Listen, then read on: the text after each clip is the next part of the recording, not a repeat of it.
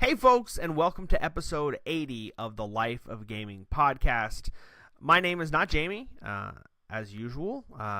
My name is Chris. I'm a much better looking host, a lot smarter, much more witty.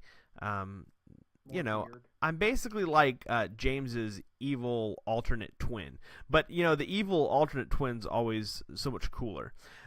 So listen, we are jumping in here. James actually isn't feeling good tonight, and so I wore him out. We recorded an episode of Xbox Dive a little earlier today, and I wore him out. So that's right. So I am actually going to captain this ship of a video game, this burning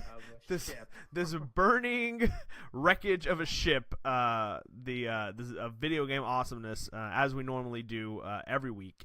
And joining me is the man with the beard himself, Mr. Josh Brant. Josh, how you doing, man? Hey, what's up? Yeah, this surely is a flaming garbage truck pile of shit.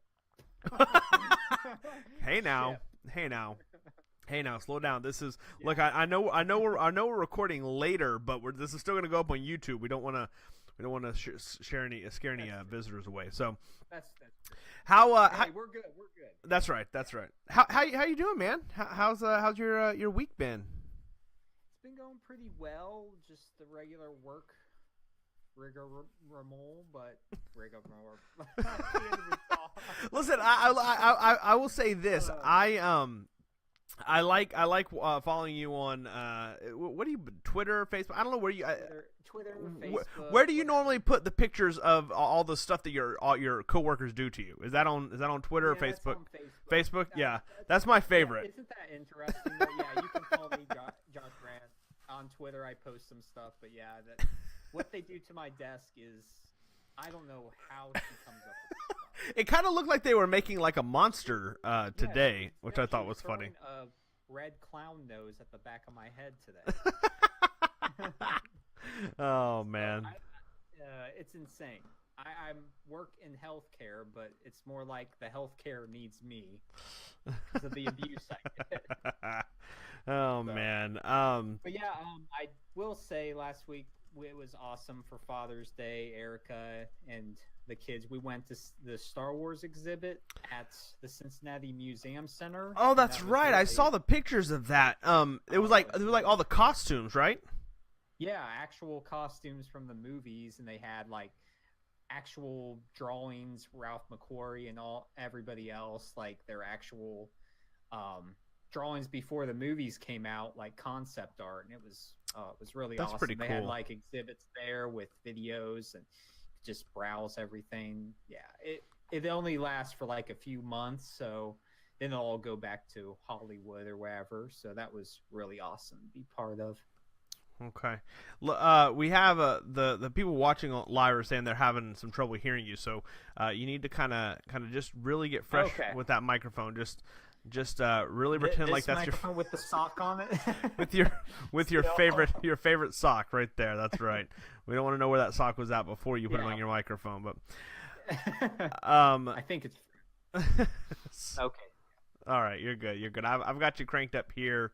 Hopefully better. So maybe that'll work. Okay, I'll just hold it closer. So that's good. Yeah. So Father's Day was cool. I saw the pictures. That was great. I would love to do something like that. We had a good Father's Day too. I took it's funny. I normally do a movie on Father's Day. Traditionally, what we do, which is it's so funny that we celebrate Father's Day, but our tradition is I normally spend most of the day with the kids, and then to kind of get a break.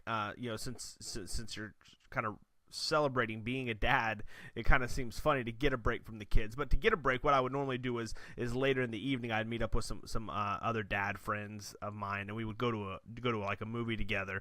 So I'd spend the day with the kids and lunch, and then in the afternoon, and then kind of do like a later movie. But this year we decided to do something a little bit different, and what I ended up doing is I ended up taking the whole family to go see Cars 3. And so we had lunch after church, and then we just kind of lounged around for the afternoon, just enjoyed the day, and then we went to like a 5:00 showing of Cars 3, and it was fantastic. Cars 3 was really, really, really good. I'm actually I'm kind of a big fan of Cars. The first Cars, I thought the first Cars was really good, but I did not like Cars 2 at all. I thought it was. Many people didn't. I don't really like Mater, and unfortunately, I think that's the problem. But and and of course he was the focal point of Cars 2. But man, they brought it back, and I mean, Lightning's the kind of the focal point here, and he was he had a lot to work with, and it's really just a kind of a movie about kind of accepting redemption. Well, not even that. I mean, it's actually more like just accepting your place in life. Like, we're not, we don't live forever, and it's kind of like that same. It's like you can't live in the past, right? Like, eventually, you're not that same person anymore, and you've evolved to the next phase of your life, and it's actually some really heavy stuff, and it was actually very poignant for being Father's Day, kind of dealing with being a father now of 4 kids, and just understanding that my life is different than it was 10, 15 years ago before the kids came, and understanding that that's the place that I'm in now, and so it kind of had a little bit of that resonance, which was actually kind of cool. So anyway, I highly recommend Cars 3 for anybody that's a fan of the Pixar movies. It's definitely, I would probably say it's the best of the Cars series. I do have a special place in my heart for Cars 1, but Cars 3 is very good. So I've ranked the Cars movies as last on the Pixar scale, but that's still good. Sure, yeah. Compared to other movies. I agree. Yeah, I think Cars 1 gets missed by a lot of people. It actually has a lot of heart, but but anyway. Listen, this is not the Cars podcast. This is Life of Gaming. So let's podcast. That's right. So let's transition to what we're actually here to talk about, which is video games. So I'll start with you. We always kick off the section called what we're playing. And so Josh, I'll let you go first, man. What you been gaming? All right. Well, I'll hit on this awesome game called Cave Story Plus, which is something that everybody should play because it's really, really deep. It's like an 8-bit retro style game, but it's surprisingly, it plays like Metroid, has exploration, it's open-ended, has like RPG mechanics. It's this really deep system, but It's simple and cute, and it's great. Yeah, I love that game. Any Switch owner should own this game. And when you buy the game physical, it comes with like an old school like instruction booklet that has like all this awesome art that would be like from the 80s, and like cool little secrets you can find in the instruction manual, which is really cool. And it came with like this little disc, soundtrack disc too. So the developers really went out of their way to make it something special. So that's something I'd support them, because they did an awesome job with the game. I mean, it's been out for the Wii, and I think for the 3DS too, as like a 2.5D type of game. They remastered it in that way, but I think this is a definitive way to play it. So awesome. That sounds good. I mean, Cave Story I think has been around for a while, so it's nice to see it. Yeah, it's nice to see it come to the Switch, and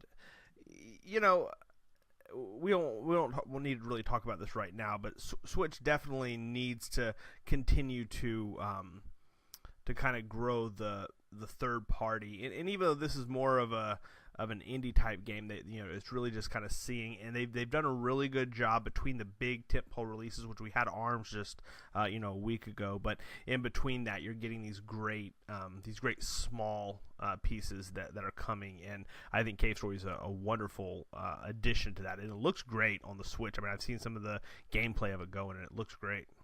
Yeah. On top of that, I had a chance to review God Wars Future Past. It's an NIS America type of title, so it's heavy Japanese influence, but it's basically just like Final Fantasy Tactics.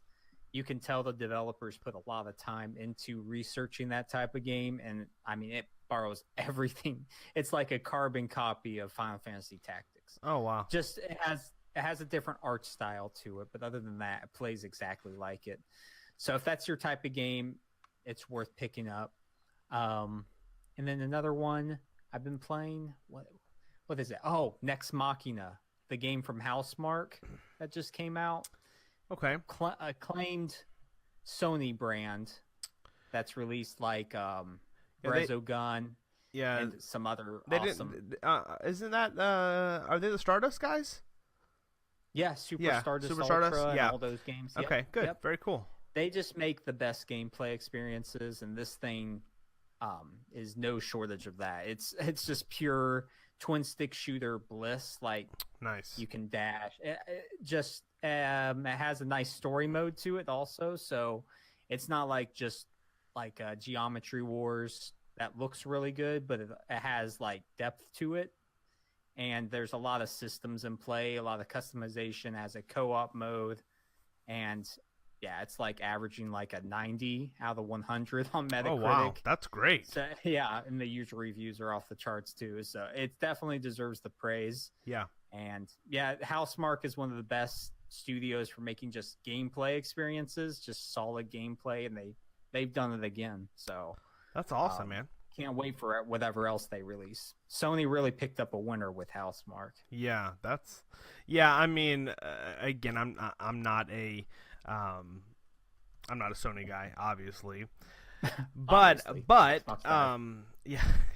Yeah. Shameless plug. Come on. Yeah. Thanks.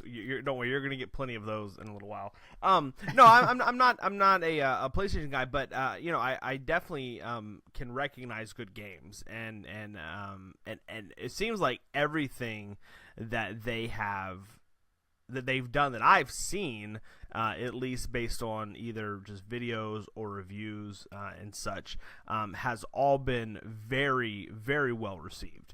So, so that's good. I mean, it's good to have. I guess what I'm saying is, it seems like everything they do is just really good quality. So to have a studio like that you can kind of lean back on and know they're going to deliver good games is good to have in your back pocket. Yeah, Matterfall comes out later this year from them, and that's another one. It's like a 2D shooter, but looks really cool, like Mega Man, awesome. So That's good. can't wait for that one either. They just crank out the awesome games one after another. So Nice. go House. That's right. I do. So I do want to at least throw out. You said you played it a little bit, but I want to throw out Mighty Gunvolt Burst. So did you you picked this up on the Switch? Yes. Yes, it did. Okay. Super cheap price. Like I was surprised because it's like a full-fledged like Mega Man game, and I played one level of it, so I can't give in-depth analysis. But from what I played, it's it's better than like Mighty Number 9 by a long shot. Like Yeah, it's what It just what gets Mighty the Number 9 essence. should have been for sure. Yeah, exactly. Yeah.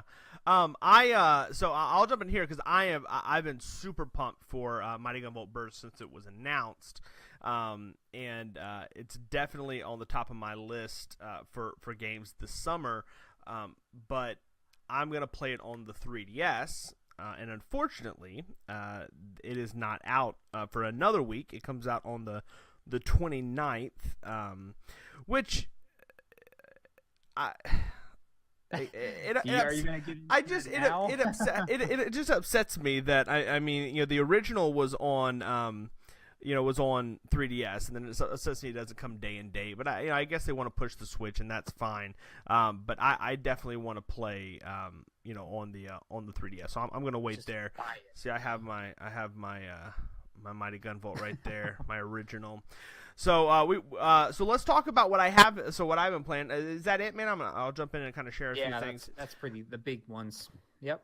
So here's the thing. We don't have to really talk about it right now, but I'm selling my Switch, and I am one. Well, you have 3 of them, so had 3 of them. I'm down. Yeah. I'm down to 1, and that's the kid. Wow. That's the kid Switch.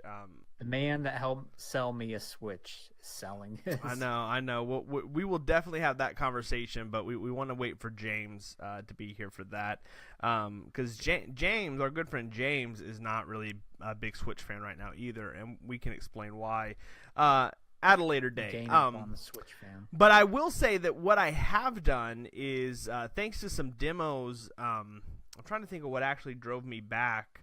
Well, I'll tell you what drove me back. Samus Returns. So after Nintendo had the just complete travesty of a conference or event, whatever they called it, and completely wasted 25 minutes of my life, they turned around and then they showed us some really good stuff from Mario, and I was like, that was actually good enough to make me care that they were actually there. And as soon as they got off Mario, they went to break and they came back and they revealed, in my opinion, the single best game that they had at E3, which was Metroid, Samus Returns. What, Neon Chrome? Yeah, I know. Coming to 3DS. So with that being no, that is a 3DS game, my friend. So so with that coming to 3DS, I was like, all right, now I want to play. So I actually started that day. I went back and I have So it's Samus Returns is a remake of Metroid 2, which was a Game Boy game, and I have that on Virtual Console. So I actually went back and I started playing Metroid 2 on the 3DS just for fun. And from there, they dropped demos for Miitopia and for Ever Oasis, which I played both of those demos, and I've enjoyed that. And now I'm counting down the days till next week when I can get Mighty Gunvolt Burst on my 3DS. And I'm telling you, I'm reminding myself why the 3DS is the greatest hardware that Nintendo's ever made. And that is a topic for another day as well. So I've been playing a lot I've been playing a lot of 3DS, and it's been really, really good. Other than that, I've played oh, you know what? I beat Zelda. I don't think I did that last show. I don't think. No, you didn't. Yeah, so I decided I was going to sell my Switch. I didn't want it. But I had already put like 60 hours into Zelda, so I wasn't going to do anything until I beat Zelda. So in order for me to sell it, I had to justify that because I was going to lose that save, by selling the system, because Nintendo doesn't have cloud saves because for some reason they don't realize that we live in 2017. So before I sold it, I wanted to go ahead and actually beat it. And so what I did was I basically ran to the castle. I didn't get all 12 memories, but again, I was on a time crunch at that point to get rid of the Switch, so I just ran right to the castle.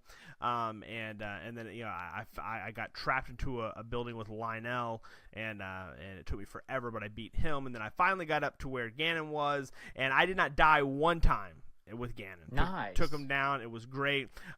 It was a great fight. It was a great end. Phenomenal game. I do not know that any game is going to come close to that for Game of the Year. That game was fantastic. Yeah.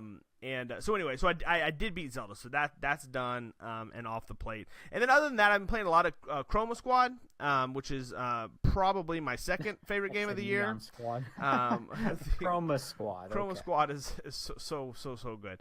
And then finally, I've been playing Assassin's Creed Syndicate. I got really pumped for Origins, watching all the stuff at E3, and so I jumped into Syndicate. That was one that I had never played, so I jumped in there and was doing that. So anyway, kind of spread out, but I'm telling you, man, the 3DS, I'm falling back in love with that machine all over again, and it's really great. It's really great. I'm excited for I'm even excited for Hey Pikmin at this point, but I know if I bought one again, I just end up selling it. Again. Oh man, come on! Samus Returns looks so good. So, all right, so let's do this. There's a couple of news things that I wanted to hit, but if you're watching us right now live, and we actually do have a couple of people on the Facebook Live watching us, so Richard, thank you. Yeah, Richard Haynes has actually kind of gave us some feedback about the microphones. We appreciate that, and actually the lovely Miss Erica Brant has been working hard at work right now. She's actually at work, working hard, making sure that you're not up to no good. So we appreciate you guys watching. We're gonna this is gonna be a little more a little bit of a condensed episode with Jamie not here, and we're not gonna kind of do the normal run of show. But at the very end, anybody who's still watching, we're just gonna kind of have a few minutes to kind of do Q&A and stuff. So if you guys have questions for us, just about anything in general, I mean, it can be about Cars 3, it can be about why the Nintendo press conference at E3 was a giant pile of trash. It could be what my favorite color is. I really don't care. But at the end, how we keep our beards. yeah, so how we keep our beards just this and that. It's just yours is so dark. The thing is, my hair is actually yours is getting pretty thick, man. Well, yeah, but see, the thing is my hair is kind of dark, but my beard ends up having almost kind of like a reddish tint to it, so it looks a lot lighter. It actually doesn't match my hair. It's kind of annoying, but anyways, so at the very end, if you guys are still sticking around, we'll ask you guys if you have any questions, and we can do like a live Q&A to end out the show. But we do want to jump into some just a couple of headlines. There's a couple that I want to mention. So we're going to move into our segment that we call Captain's Log. So, what? What was I supposed to do something? No. That's just James. Okay. That's James's pregnant pause. Okay. I was doing that, and he's like Captain's Log. Yeah, or whatever. Whatever he does. So I wanted to mention this to you, and you're not a 3DS owner, so this may not resonate with you too much, and I don't even know if you're aware of this, but Nintendo of Europe came out and they showed the collector's edition of Metroid Samus Returns that comes out in Europe. Have you seen this? No, I haven't seen that. So, why don't you Google this real quick while I'm explaining to the people at home? If you have access and you can Google it, just Google Samus Returns Europe Special Edition. Sure. Just so you can kind of see what's actually happening. But basically, they've announced this really cool special edition set that comes with a steel book for the game. It comes with some sort of collectors, I don't know, maybe cards or something like that. It has a Metroid. Well, actually, I think it's Samus and Morph Ball keychain. It has like a Metroid pin. It's super cool. And it's only for Europe, and it's so disappointing that really Nintendo cool. of America, the Nintendo of America doesn't do this. Case? Yeah, Steelbook case It's is like really a cartridge. cool. Yeah. So if you're listening to this and you care at all, you can just Google Metroid Samus Returns European edition, and you'll see what Nintendo of Europe is doing, which is really cool. And Nintendo has announced that the game's coming out here. I mean, you can pre-order it now, and there is no sign of Nintendo of America doing this, and it's kind of disappointing. Unlike the Switch as well. You don't have the 3DS is region locked. So whereas Switch, you could just import the game if you really wanted it, but with 3DS you can't do that because you have to have a North American cartridge in order to play it. So it is pretty disappointing for fans of the series, and as excited as I was to see Metroid coming back to the 3DS, it was a bit of a letdown. So. Anything else? You mentioned a news story to me right before we started. You want to throw that out there real quick? Yeah, it was interesting to me because it mentioned Sony and Microsoft actually might be working a little bit on virtual reality, like for their respective systems. Okay. And it mentioned how Phil Spencer said that some execs from Sony actually came there, and were having discussions on technology and what they do together to help this further the technological advances. And I thought that was, especially since they're competing so heavily, Nintendo's doing their own thing while they have to try to sell their own systems. I thought that was pretty interesting. I don't really know. There's really no details. It's just pretty much talks about how Phil Spencer was just talking to these people, There's really no answers, but yeah, I mean, I guess they really want to push VR in some way. I mean, Sony already has their system out, and then Microsoft, whatever they do with the Xbox One X, if they decide to have Vive or Oculus support, Yeah. Be interesting. Yeah, I mean, I could see that. I won't say that I was surprised that Microsoft didn't announce a VR. but I will say, I'm sorry, at E3. But I will say that I feel like we are. It's a little too early to completely write VR off. I don't think we've hit stride yet, and I think right now it really comes down to hardware. I think that we need wireless setups. So annoying having to plug in everything, all these cords everywhere. Yeah. So the worst part. I do think that we're still kind of in the early phases of what VR can be, and the fact that that you have you have Microsoft, and probably even Nintendo to some degree, because Nintendo's even mentioned that they would. I think Nintendo's whole thing is like they don't want to do it until you can do it for long periods of time without getting sick, and so and I think Phil Spencer's actually kind of hinted that he doesn't want to do it until it's a little more convenient. So to show that both of the companies definitely have some interest there is good. And so, look, VR is really cool. If you've not had a chance to do VR, VR is very, very cool. It's Find just a way. Yeah. It's just not. It's not consumer friendly right now, and I think that is the next hurdle that they have to somehow clear. And I feel like once they clear that, once it becomes much more consumer grade, meaning that it's a little cheaper and it's a little easier.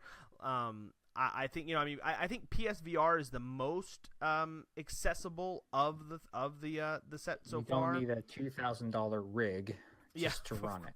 Yeah, that's true. But if you think about it, something like buying a nice pair of headphones or something like that, or even like buying a nice mouse for your computer, and you literally just plug it in, and then the computer says, "Okay, it's ready to go," and then you just start using it like that. That's consumer grade, type of products, and we have to get somewhere closer to that, where you could buy, let's say the next generation of VR for the Xbox or the PlayStation, and you literally just come in, you put like put a little USB cord in, and then it's instantly ready to stream. Everything is ready to go. So we definitely, I think, need to get there. But seeing that they're working on it is definitely encouraging. So, all right. Any other headlines that you can think of off the top of your head? No, there was a mention of the Titanfall franchise altogether has had over 20 million people on their online services, which that's a nice number. Like, you would think that from the Titanfall 2 news that it wasn't doing very well, which when they release in the worst window possible their game, you expect that to happen. But I guess overall it's doing fairly well, and we might get a Titanfall 3 someday. And I probably won't play it, but hey, people love those games. Like, there's diehard Titanfall 2 players. Yeah, I mean, Titanfall obviously was the first one was huge for the Xbox One because it was like one of their first really big exclusive experiences. And I think Titanfall 2, we can definitely argue why that game didn't do as well as it should, coming out within 2 weeks of another huge profile shooter in Battlefield 1. Seems like it's probably and then Call of Duty right after that. So I think that was probably a big mistake. But ultimately, I think that the people that liked Titanfall, that got it and played it, really, really liked it. And so that's good. I mean, it definitely is encouraging for the brand. I mean, I definitely would like to see a Titanfall 3 at some point. So, hopefully there's some life left in that series. So yeah, it's a cool concept. Of course, yeah, definitely. Okay, so let's do this. We're gonna transition. I'm gonna let you sing in a second. Again, we have some people watching online. Hi, you guys. I've seen. Let's see, Joseph Moran joined. James, our fearless leader, actually joined. The reason that James isn't on the show isn't because he's busy. It's just that he can't talk very well. If you listen to the show normally, smokes too many packs a day. Yeah, I mean he's if you don't know him, he's normally the guy that sounds like Kermit the Frog on our show, and but every now and then he gets a little choked up and it's hard for him to talk. So, but he's in the chat. So hi James. So anyways, like I said earlier, we are going to do a Q&A at the very end. So we're about to jump in the topic of the week. But if you guys are watching live, just hang on, and we'll try to tackle some questions that you guys have at the very end. But with that said, we're going to jump into our topic of the week. And with that, I say, hit it, Brant. Take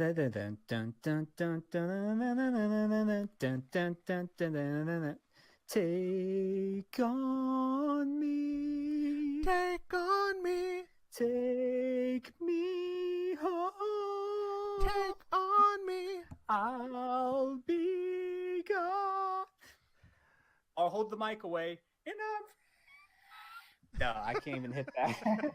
I'm not going to break any eardrums That's here. good. So. That's good. That's good. Hey, This is so ridiculous. I'm holding my mic. Look at this. your sock mic. I know my sock mic because no one can hear me on the live stream. No, so I have to hold it like... I think you're good. I think you're good. You think I'm good now? Oh I man, guess we'll find out. Joseph just gave you a shout out. He said he thinks that your singing voice is so beautiful. Thank you, Joe. Yeah, Poly Games, man. Check out his channel. I actually just think that Joseph, maybe your headphones aren't plugged in, man. So that's because I heard the same thing you did, and beautiful is not the word I would use for it. But. You classify, we can't classify it. No, it was great. It was great. Okay, this is going to be our topic of the week. So what we want to do is we want to talk about games that were missing from E3. And so we're a week away from E3, and look, there were a ton of games announced, and we've talked about it ad nauseum. And but there were some games that were missing, and so we kind of want to jump into there. And I told Josh this before we got started, so I'll preface it by saying we're going to kind of break these up into two specific categories. Category one is going to be games that we actually know exist that just didn't show up, and then category two is going to be games that we're pretty sure exist, but maybe haven't been confirmed, but maybe we still wanted to see them. So that's going to kind of be how this goes. And why don't we just go maybe one for one, and we'll just see how far we can get. So Josh, I'll start with you. Sure. Games we know that exist but didn't show up at E3. Give me one. Oh, I wanted to see this game so bad. Cyberpunk 2077. Cyberpunk 2077. Now this is the Witcher guys, right? Project Red. Yeah. Okay. Yes, their next magnum opus of a game. They're stepping away from The Witcher finally, so they're futuristic setting, cyberpunk, of course. Watch the trailer because it's pretty amazing how it looks.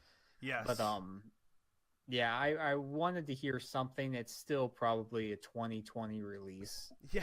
It's honestly, it's probably out there now. If I remember correctly, I want to say the year, maybe even a couple of years before Witcher came out, Witcher 3, they were actually on stage somewhere, weren't they? Either Sony or Microsoft at E3.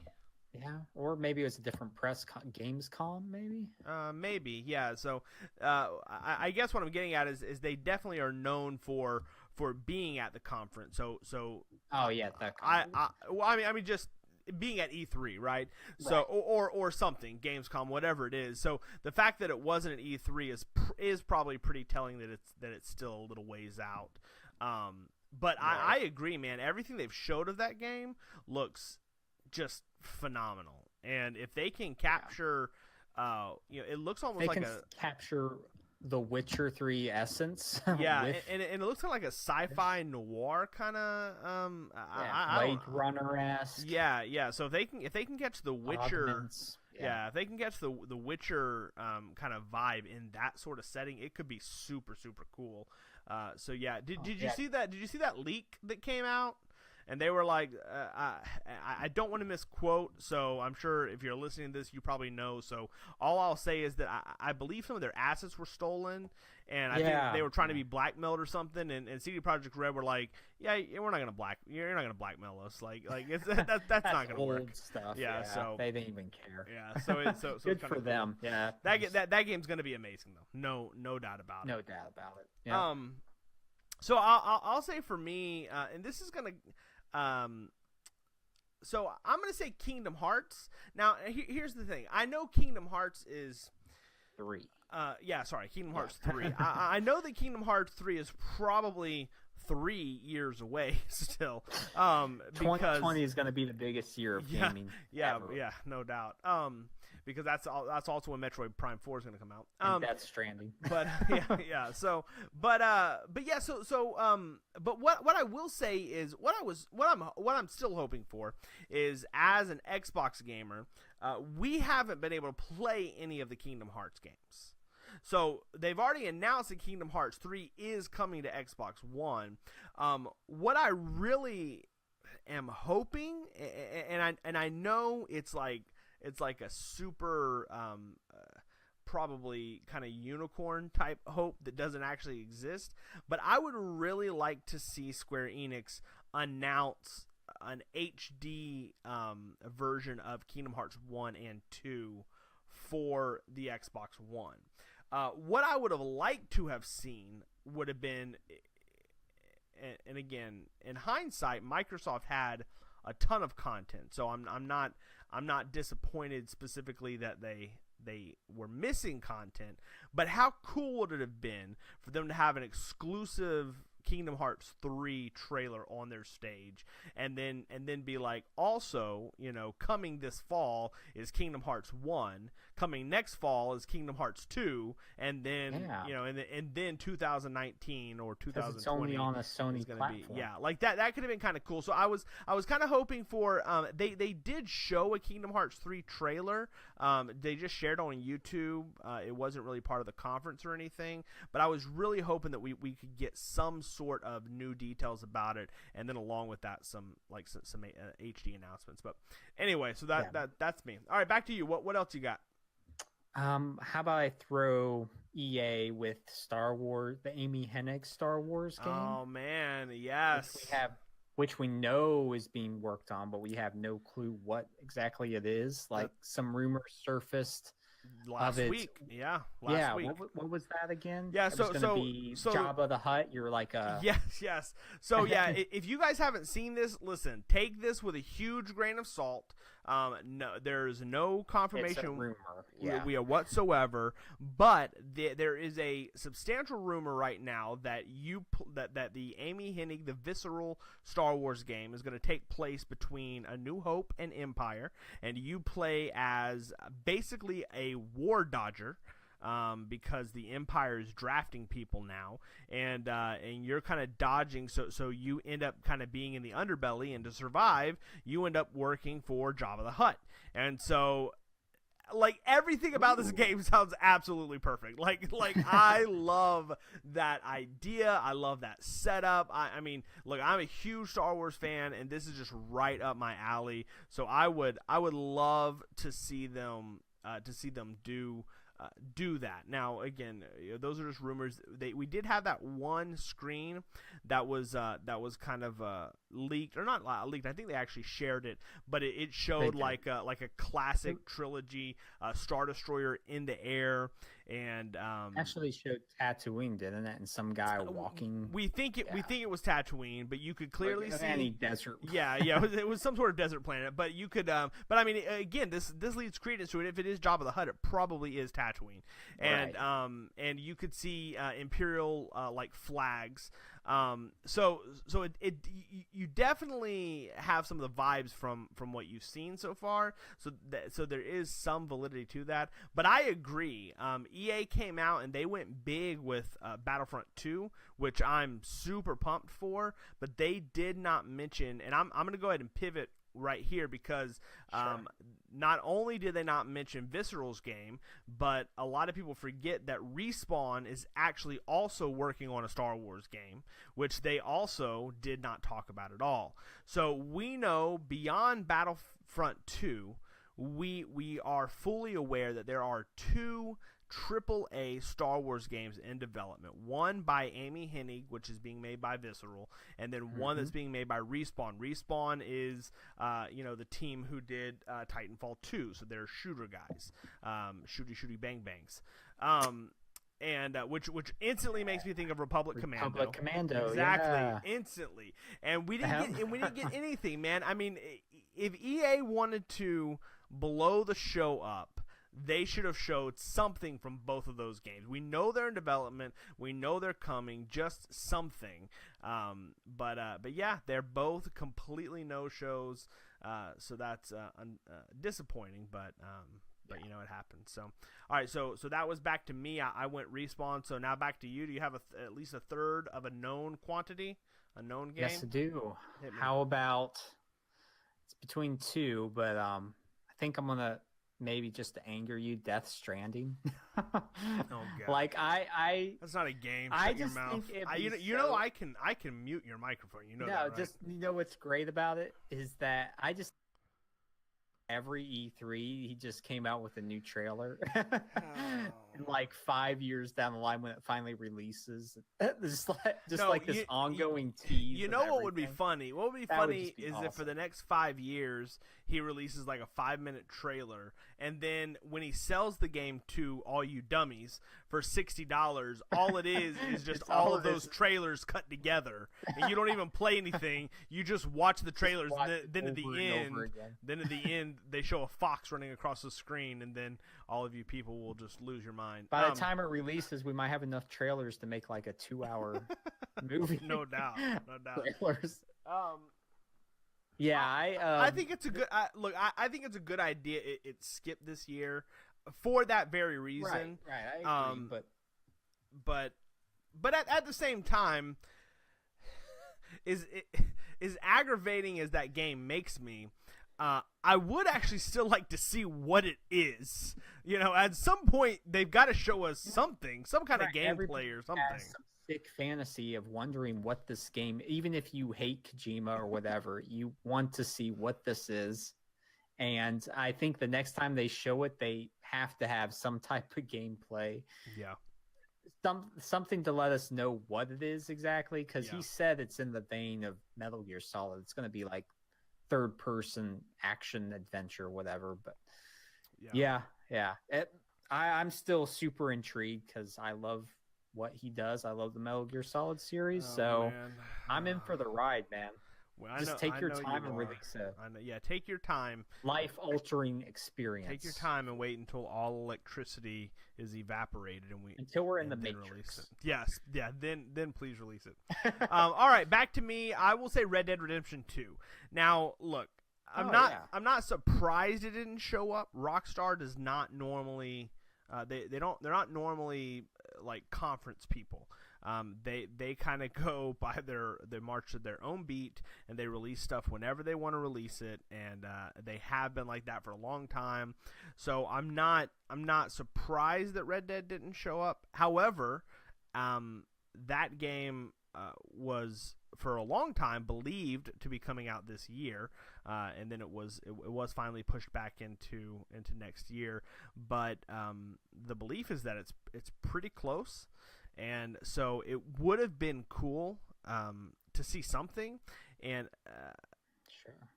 you know, even if they normally have the relationship with Sony, you know, even if Sony just showed like a 2-minute trailer of you know, huge at their conference, it would have been awesome. And look, I have no doubt that Red Dead is going to be a masterpiece. The first Red Dead is one of my favorite games of all time, so I cannot wait till it comes out. And I don't like oversaturation of games. To a certain degree, I just I got really oversaturated with Breath of the Wild. I was just really kind of tired of seeing that game when it came out. But Rockstar normally does the opposite thing, where they rarely give you stuff for their game. So I would have liked to seen a little bit of that this year, but yeah. So all right, let's pivot a little bit and let's change the subject to games that just don't exist. Specifically, nobody's ever confirmed, but are highly rumored or something. And so let's do a couple of those, and then we'll kind of wrap up. So Sure. I'll start first this time, since you went first last time, and I will throw out a game called Pikmin 4. Now, Pikmin 4 pretty much. I mean, Miyamoto has pretty much said that he's been working on Pikmin 4, but it's never been confirmed, like officially. Like Pikmin 4 is definitely coming. Here's a title for it. Nothing like that. But I mean, we're like 99% sure that a Pikmin 4 game is in development. I don't necessarily think that Nintendo needed it because they have some really good first-party stuff coming up. However, Miyamoto's the name Pikmin 4 has been bouncing around for a couple of years. That game has had to have been pretty deep into development, and so I was really hoping to see something. Watching Nintendo's press conference and the fact that they only went 25 minutes. And you're telling me they don't have anything else they could have shown to kind of extend that time? Like a crappy banister that say Pikmin. Yeah. Oh, you mean like they did for Metroid? Yeah. Would have been thrilled. So you know what? I actually, in retrospect, I would have given anything if that Metroid reveal when it had the 4 and it started going back, if it was Pikmin 4, I would have lost my mind. People that would have been forever for Metroid Prime 4. Listen, just picture this. Picture the same Metroid, the S logo, with the 4, and as it fades back, and then it comes up Pikmin 4, and there's little Pikmin dressed like Samus. That would have been the greatest troll of all time. People would just be like, oh, they would have lost their mind. Throwing stuff at their TVs or computer monitors. Oh, man, that would have been hilarious. But yeah, so Pikmin 4 for me, I would have liked to have seen something at E3 from Pikmin. So, all right, you're up. I'll say I want to give a shout out to The Last of Us 2 because that would have been so awesome to see. They're not close to that either, but for my pick, I'm gonna say Bloodborne 2.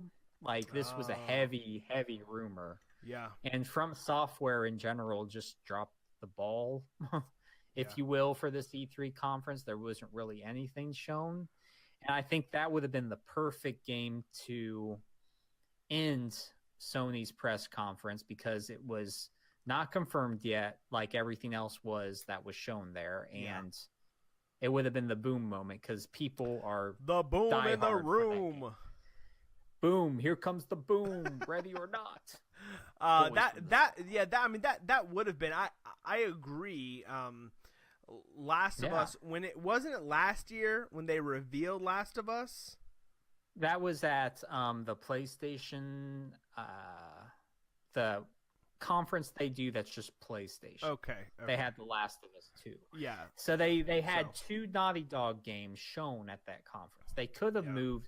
The Last of Us 2 actually would have been great to show at this E3 conference, I think. That would have been another instance where they should have maybe held off for this because there was no real new announcement, if you will. So but Bloodborne 2, if they would have just had anything like he's walking through this dilapidated city and this huge new beast comes out, like, and a new type of weapon he uses, I don't know, like some gun blade or something. Something really Lovecraftian. It would have been so awesome. Yeah, I agree. All right, I got one more, and then if you have another one, I'll throw it back to you, and then we can wrap up. Okay. So my last one would be the Tomb Raider sequel. So there was a leak not too long ago. I want to say it was last year, but laptop open. Yeah, somebody had their laptop open, and it basically said Shadow of the Tomb Raider. And so at that point we felt like the pretty much confirmed at that point they're working on a sequel to Tomb Raider. It was going to come. The remake, the reboot of Tomb Raider came out in 2013. Rise of the Tomb Raider came out in 2015, so 2 years. So then 2 years from that would have made this year, 2017. However, it was a year delay to come to PlayStation, so it didn't hit PlayStation until 2016. So 2018 is probably the year that we'll get Tomb Raider. But that being said, I expected to see something. I mean, the name had already kind of leaked. Now we don't have a confirmation that was a real name, but it looked pretty legit. And so I actually thought this would be another good show for Microsoft to kind of bring out and do the 1-year exclusive rights again. And I know Sony fans don't like that. They do it to us all the time. So it's so it's just business no moves. one bats an eye. Sure, yeah. So it's just business moves, and like I said, Microsoft did that for Rise of the Tomb Raider. They got a whole year exclusivity. It would have been a cool, for them to kind of come and show, especially with not a lot of exclusive games on the platform. Let's say not a lot of AAA exclusive games on the platform. For them to come out and be like, hey guys, we have exclusively launching on the Xbox the next Tomb Raider.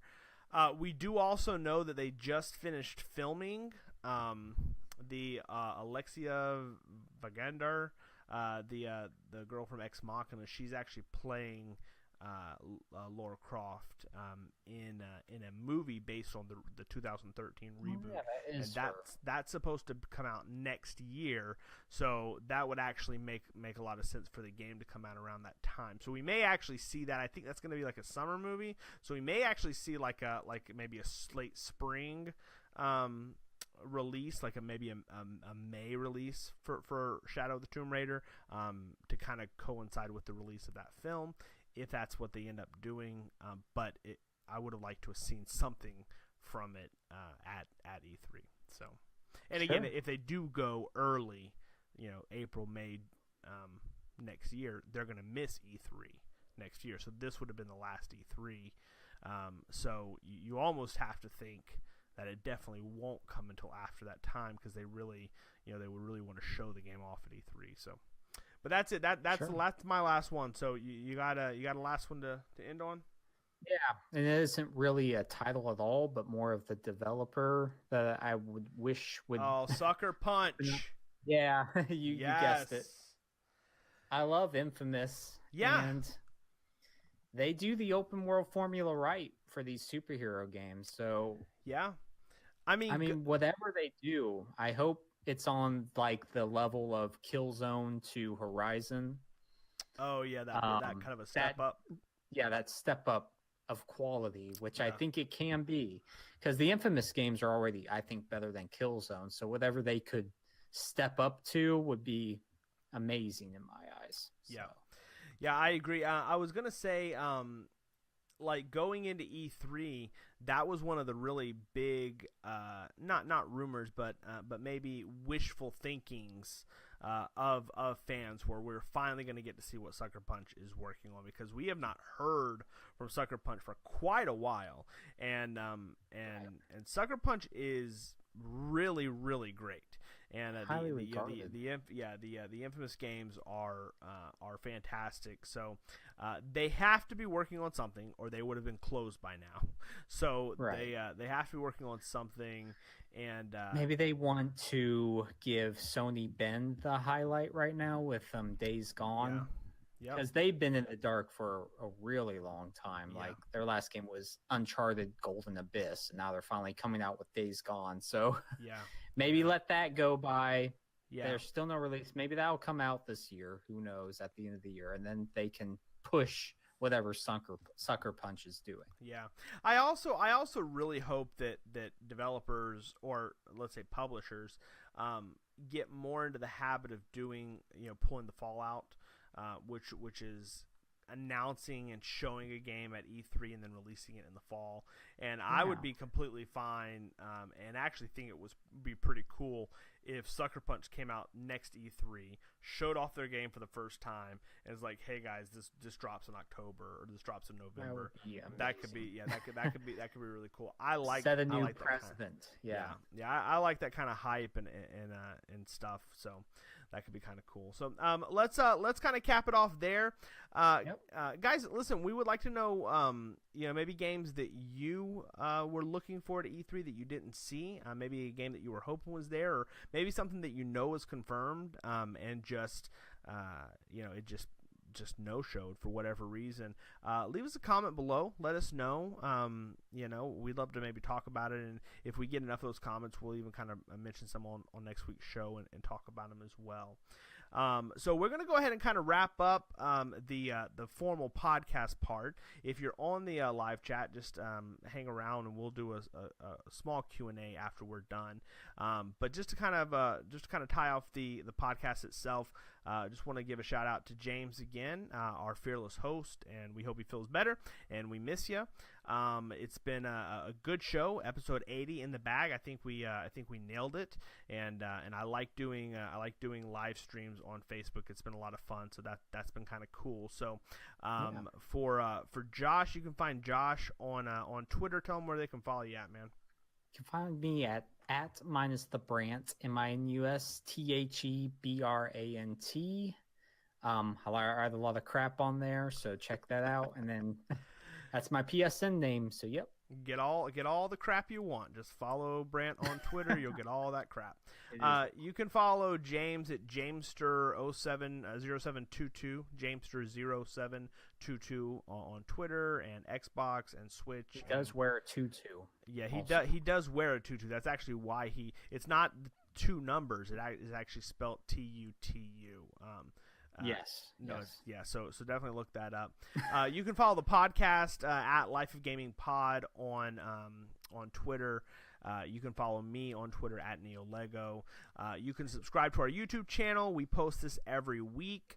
You can also find us on the Google Play Store, on the Apple Podcast Store, and wherever else, Stitcher, stuff like that, your podcast, you can find us there. We'd love you guys to rate us where you listen, whether it's on YouTube or one of the podcast service. Anytime you guys rate us or give us a thumbs up or share us out there, all that's Helps. doing is just helping kind of further the brand. So we always appreciate that. So for James and for Josh, my name is Chris, and this has been the Life of Gaming Podcast, episode number 80, and we are out. Goodbye. Bye.